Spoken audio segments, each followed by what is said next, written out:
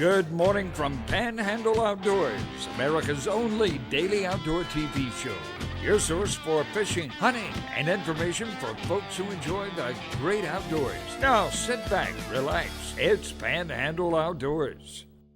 Good morning, folks. Welcome to Panhandle Outdoors. I'm Winston Chester. I'm glad to hear this morning. We got a great show lineup. Today's hump day. Going to be a little wet today, but it was still going to be a good day. High 72, low 62. Not bad. Our water temperature, I told you, is going to drop back down. It dropped down 3 degrees down to 66, so it's going from 69 to 66. So that's, again, a good sign. River readings, we're looking at Apalachicola. It's still wanting to stay up. At the Bluntstown reading is 14.2.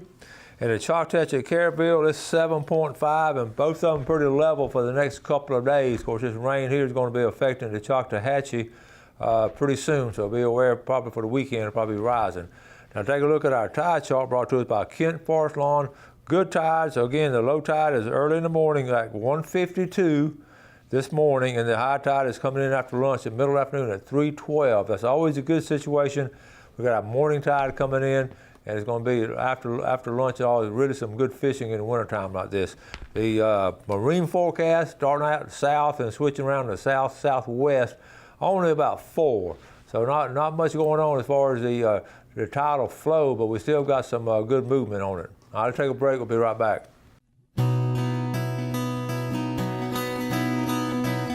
Okay, welcome back. Let's talk about state parks. We got some good news on the state parks. We've been talking a lot about St. Andrew State Park and St. Joe State Park. Now let's talk about St. George State Park down at St. George Island. They're going to open up this coming Friday, March the 1st. They'll be opening up. Been reading reports down there and talking to people. They just had a whole bunch of sand just washed in, and they said the roads were 3 feet deep of sand. So they've got them cleared off, and they actually pushed a lot of that sand back out to where the sand dunes were, and sort of man-made sand dunes. But they're going to open up, and it'll sort of be limited like everything else. But that's a pretty area, and I tell you what, they're opening up just in time for Pompano Run. And folks, we don't go down there a lot like I used to, but that St. George Island State Park is an excellent place to go fishing for pompano. So put that on the refrigerator as far as notes. Also, Torrio State Park, beautiful place up there right outside of Bristol for the folks out of town. It's up there. It's a beautiful, beautiful state park. They opened up, but they've had a severe damage as far as those big trees, as you can imagine. A lot of those big old trees, beautiful trees, have blown down.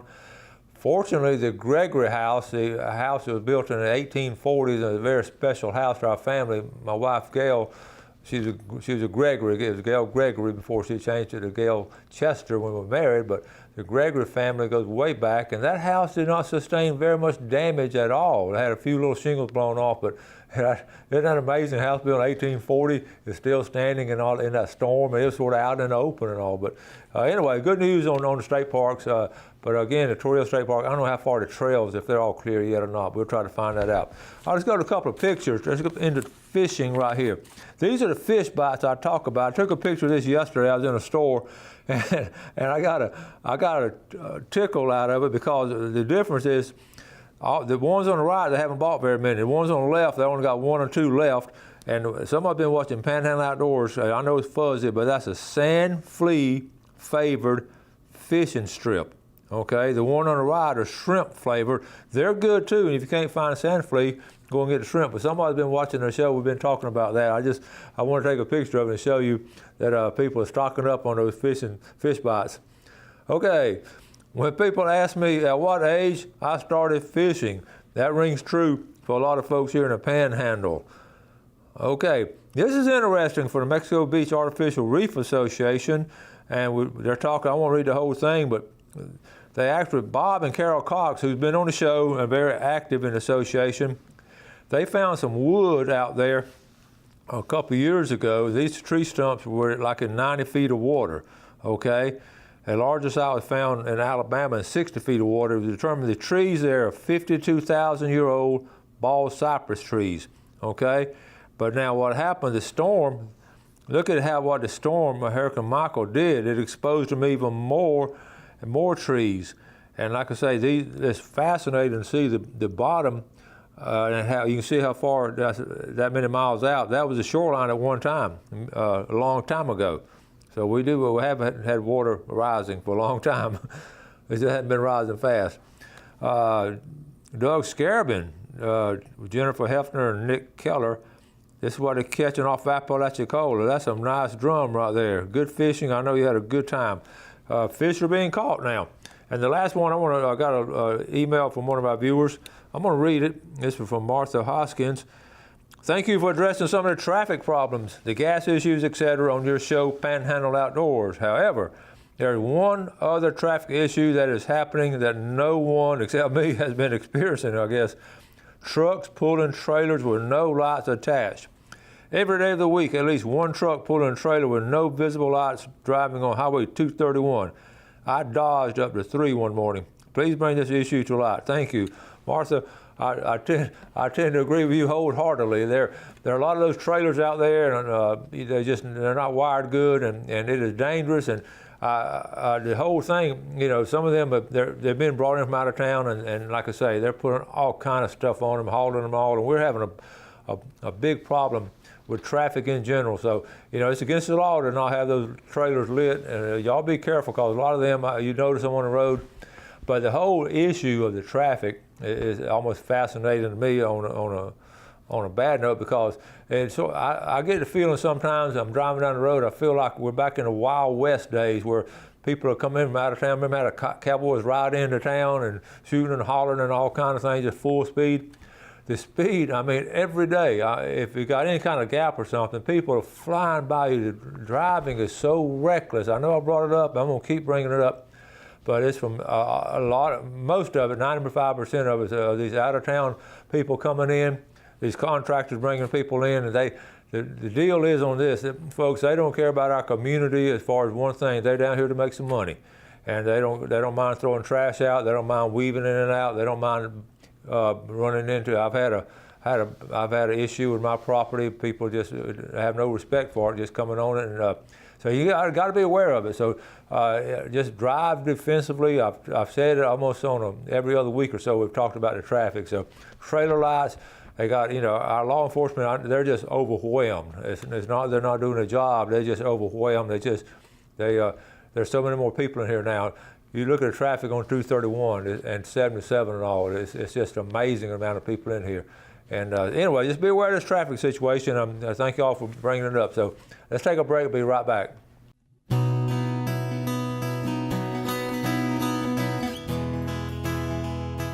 Okay, let's go to some, the bad traffic and all that. Let's go to something good. We have so many good things happening here, and I just happened to run into one of my students. I run them all the time. I was at Simply Seafood the other day, and this girl comes walking in with some friends. I said, oh my goodness, I haven't seen her in like 15, 20 years.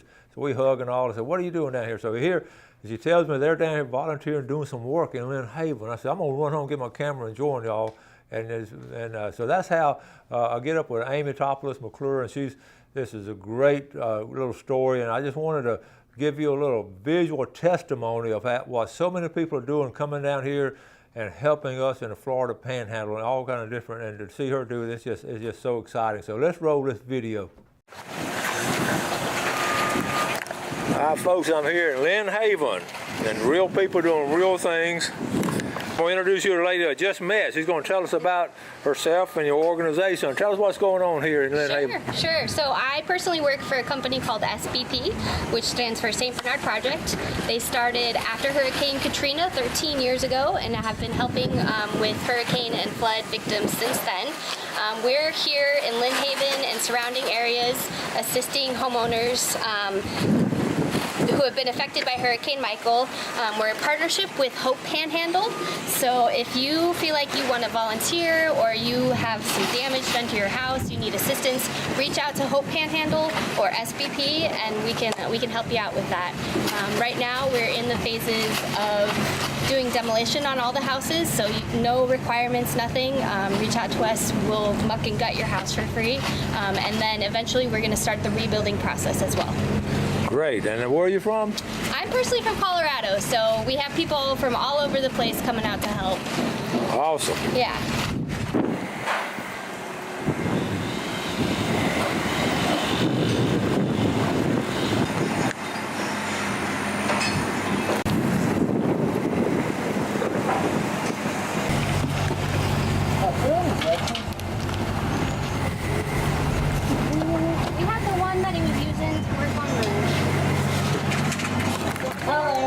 Okay.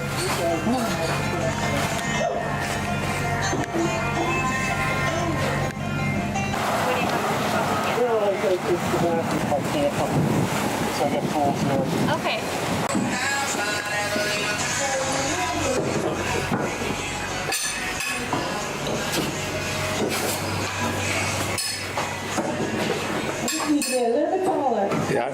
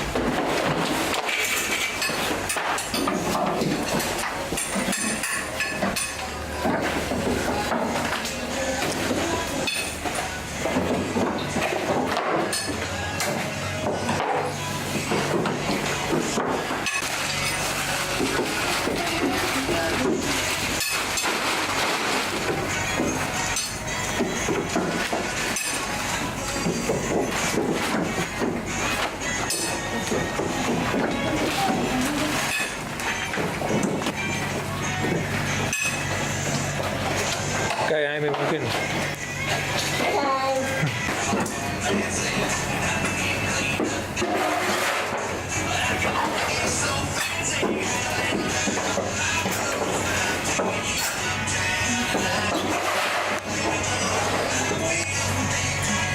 Alright, so here, this client here, when we first got here, his house was untouched. We got here last week, so his house had not been touched since Hurricane Michael first hit.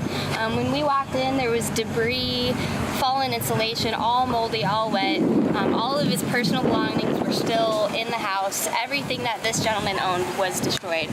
Now it's on the side of the road. We were able to pick through a few of his items, save some of his pictures, a few hats that he had. He's a retired Vietnam veteran, so luckily we were able to save his Medal of Honors, some of his hats and some of his pictures. But yeah, he's lost everything, so we all feel very grateful to be able to help him out today.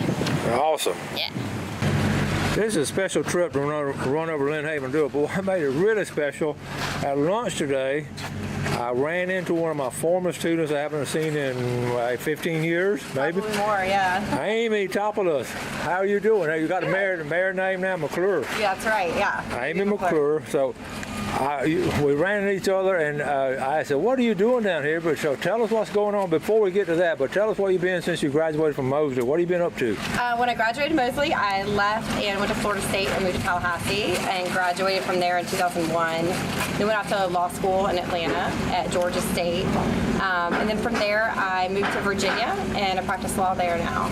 I was in private practice as a litigator for about 13 years, and now I'm in-house counsel for a wealth management company in Norfolk, Virginia. In Norfolk, Virginia, got a couple of kids now? Got two, Bridget and John. John's 7.5 and Bridget just turned 5. That's just awesome. And now your folks still live down here, right? They do. They moved up to Chipley shortly after I graduated from high school. Yeah, and he had Tyndall connections. Your dad was at Tyndall one time, right? Well, he was in the Air Force. Yeah. So he was a firefighter, and he still does the same thing he did. Well, in the Air Force. that was so neat. We had Simply Seafood, and all of a sudden, here comes this girl walking up. I said, that's Amy. And so tell us, what are you doing down here from Norfolk, Virginia? So my company that I work for in Virginia was recently acquired by a larger company called Brown Advisory. It's a wealth management company all over the country and internationally too. And our company was kind enough to pay us to come down here and do some volunteer work, some hurricane relief, and work with this amazing organization to help people who are in a really bad way after the hurricane kind of tore up their lives. And y'all been working hard. Yes, we're tearing up drywall. We are like tearing out insulation. There's mold everywhere. It's sad what we're seeing. These people's personal belongings are still in the home, and you just realize what happened to their lives. But we're happy to be able to help where we can. This is awesome. You doing this and all. You remember a wellness class, outdoor education? That's right. What was your favorite class in school? The outdoor education, of course.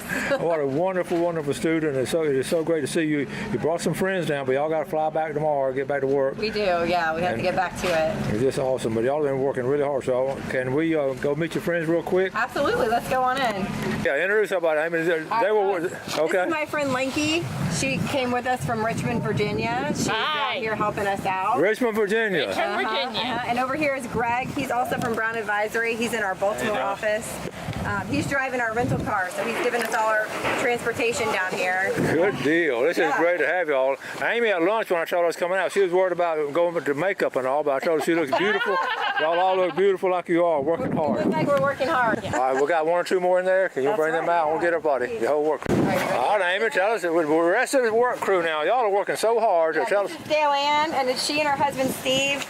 They're retired and they drive around their RV and help out where they can, and they decided to do this their today. first big This is their first big thing, but we really appreciate them lending a hand and helping us out here. Awesome. Now, where are y'all from originally?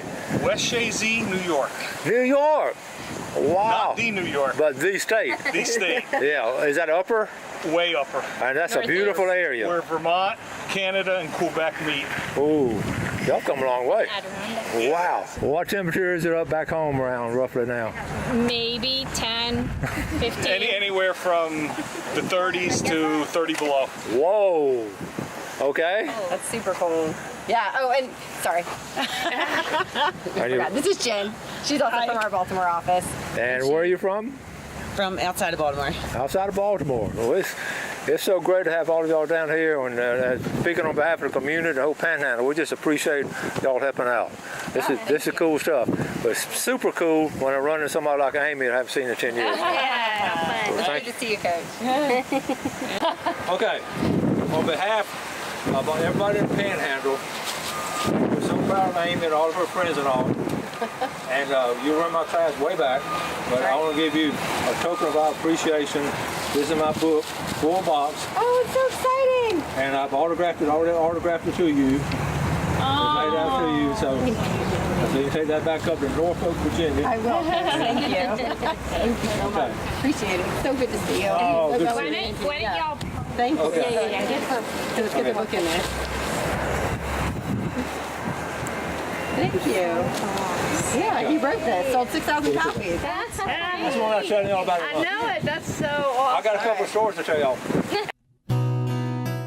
Okay, welcome back. I hope you enjoyed that. Now, wasn't that a great testimonial of the kind of people that are coming down and helping, and just especially just so fruitful for me to see that. And I want to thank Amy's company and also the organization, the SBP, before I get to them. Now, let's look at Fish and Game times. We're talking about, brought to us by Blue Water Outriggers. We're looking at 6:35 to 8:35 this morning, and this evening evenly from 7 till 9. So, but the SBP, the group that was sort of organizing this, I looked them up and all, talked to them, and basically it's a national disaster resilience and recovery nonprofit whose mission is to shrink the time between disaster and recovery. Now, and they started, founded after Hurricane Katrina, and they have 5 goals, and boy, this is good. In the center of the screen, they rebuild, share, prepare, advise, and advocate. And it goes on and talks about it, but you can look them up, SBP.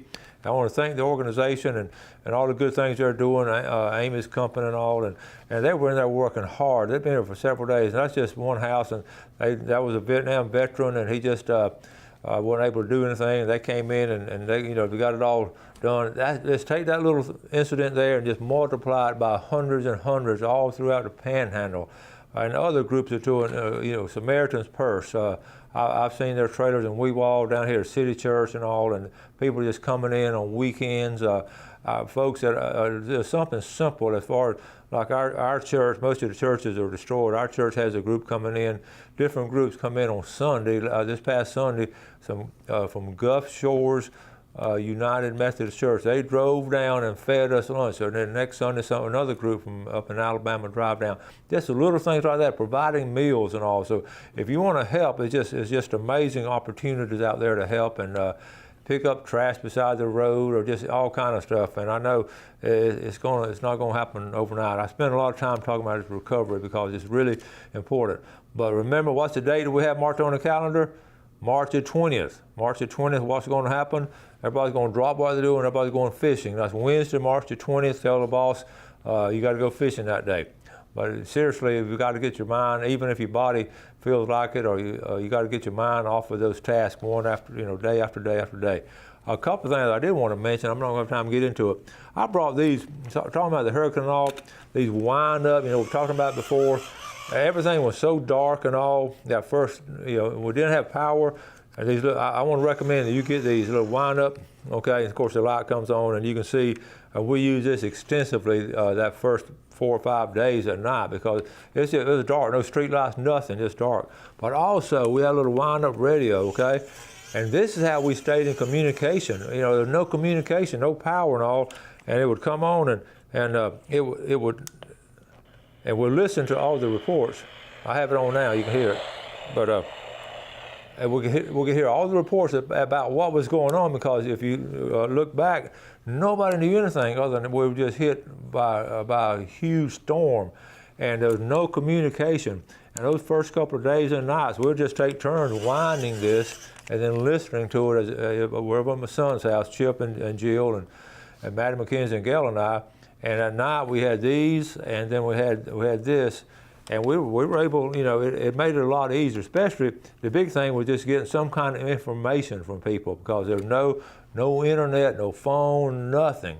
And that was the radio station, a couple of radio stations, maybe one in particular that was able to get information to us time after time. So I would recommend to make sure you get some wind up, self-generating radios and flashlights. That should be in your house, and I have one of these in my truck and all, because you just never know when you need it. Batteries are good and all, but sometimes they wear out, and you just got something like this. I just really thought I've been wanting to tell you all about that for a while now. So with that video and all, it'll be a good time to do it. So anyway, be prepared. That's one part about being prepared. And make sure you have a can of Viennas and all that, plenty of food and water, because everybody ran short of that too for a couple of days. We're going to start wrapping up tomorrow. Got an interesting guest coming on. Got a new sponsor coming on, Panhandle Outdoors. And the next day, we got a marine biologist coming on. So we're going to get on out of here. Thank you all for watching Panhandle Outdoors. We appreciate your viewership. Do something good today for your fellow man, and God bless. Thanks for watching America's only daily outdoor TV show, Panhandle Outdoors with Winston Chester, featuring hunting, fishing, and other activities and information to help you enjoy the great outdoors. Join us next time for Panhandle Outdoors.